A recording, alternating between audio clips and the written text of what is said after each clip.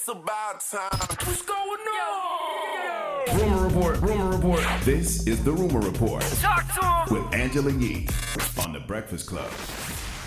So Gabrielle Union has filed a discrimination complaint against America's Got Talent producers. Now, this is a harassment complaint, and she filed that in the state of California against the producers and the network behind America's Got Talent. She also has a new accusation that NBC Entertainment chairman Paul Telegdi threatened her over speaking out against racism on set. So according to her attorney, when Gabrielle Union informed NBC of racially offensive conduct during the taping of America's Got Talent, NBC did not stand with her in outrage at acts of racism. And he also said that NBC did not care enough to either promptly investigate Ms. Union's complaints or even ask HR to get involved. Instead, they stood against her and directed its outrage at her for whistleblowing about the racially offensive conduct that she experienced while on set. Now, Dwayne Wade also revealed that he and Gabrielle Union were being watched and followed while negotiating their complaint against NBC Universal. So, yeah, that's what's going on here. So we'll see what happens. Watch and follow with by their who? whole situation. I guess according to Dwayne Wade, after initially revealing the company's workplace practices against her, that's when after she filed that complaint. That's when they said the newly minted judge stood on a closed soundstage and was enveloped in a cloud of cigarette smoke to which he's been severely allergic her entire life. Producers, fellow judges, and set assistants looked on unfazed as series creator and star Simon Cowell finished his smoke while Union's respiratory system went haywire. So Dwayne Wade is saying the family has been terrorized throughout the entire process. He said, y'all have deemed her a liar after months of trying to inform y'all of the issues in the workplace and also make sure other employees of color that comes after her won't have the same experience. Instead of looking through the lens of someone who has been an advocate for the Black and brown community, for women, and for rape victims. If Gabrielle Union's been done wrong, I hope that she gets her money. Absolutely. Yeah, she's also doing a separate lawsuit against Simon Cowell as well. Oh, so she got two. So she's suing NBC and Simon Cowell. Mm-hmm. Ooh. Well, she And the really must feel like she really must feel like she got a case because them companies like that, they got that long money to fight your ass in court for a long time. But D-Wade and Gabrielle got money too, though. Yes, they do. Yeah, and it's good to be vocal because what she's trying to do is make a change across the board so things like this don't happen for the next person and the next person.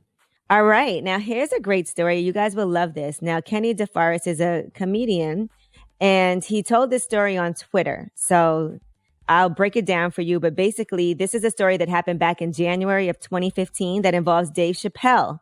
He said that Dave Chappelle went to the Knitting Factory in New York one night, and he did an impromptu set. And he said he was asking the crowd for them to give him headlines to riff on. So one person yells out, "Police brutality."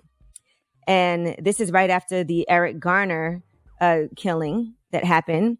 And he said a clearly privileged white girl shouts, "Life's hard, sorry about it," when he starts talking about police brutality. And Dave Chappelle said, "I thought body cams would help, but what good is video evidence if y'all don't care?" And the girl yells out, "Life's hard, sorry about it." So Dave Chappelle says, "What did you say?" And she repeated it.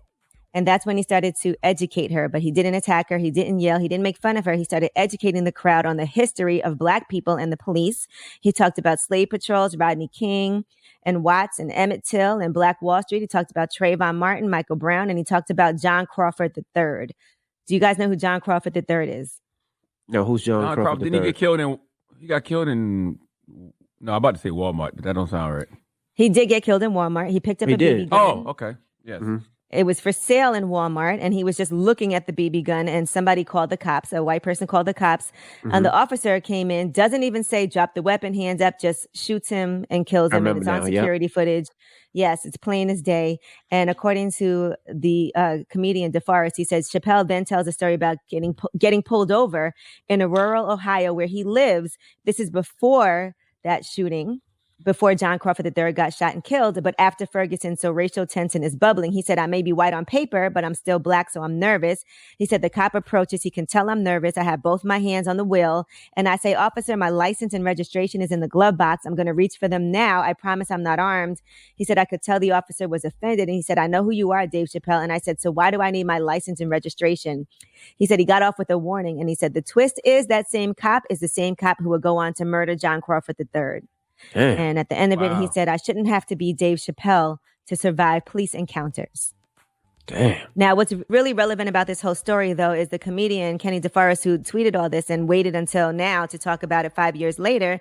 He said Dave Chappelle goes on to explain that one of his best friends is South African. He said, I asked him what it was like in South Africa right before apartheid ended, and he said it was chaos in the streets. There were riots and car bombs, but the amount of people caring hit critical mass, and there was nothing they could do to stop it. The people had momentum, and apartheid ended. Critical mass, that's what we have to hit.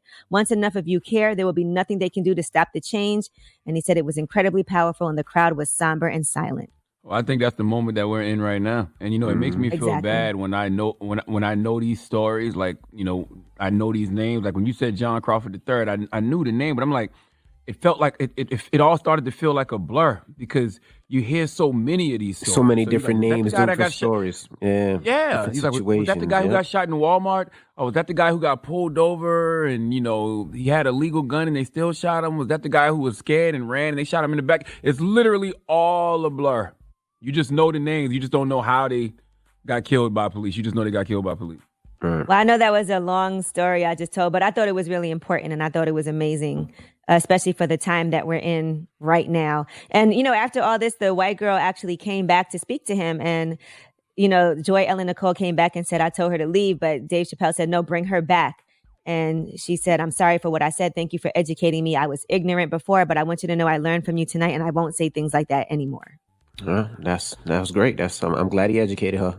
Because most comedians would have roasted her and she would have ran out of there. And the whole audience actually got educated. So think about other people who might have kind of felt that way. Absolutely. Yeah, but most comedians aren't Dave Chappelle or Chris Rock, so they don't have the intellect to be able to educate somebody on a subject like that. Mm-hmm. Also, sometimes people just get really angry and they don't want to explain things. And I understand that too.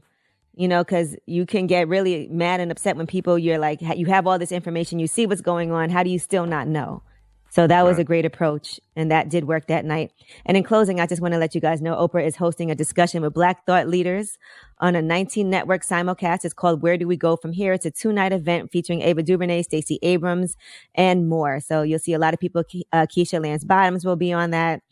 David Oyelowo, and it'll be on June 9th and June 10th across OWN and Discovery's 18 other U.S. networks, which includes TLC, Food Network, ID, and HGTV. All right, well, that is your rumor report.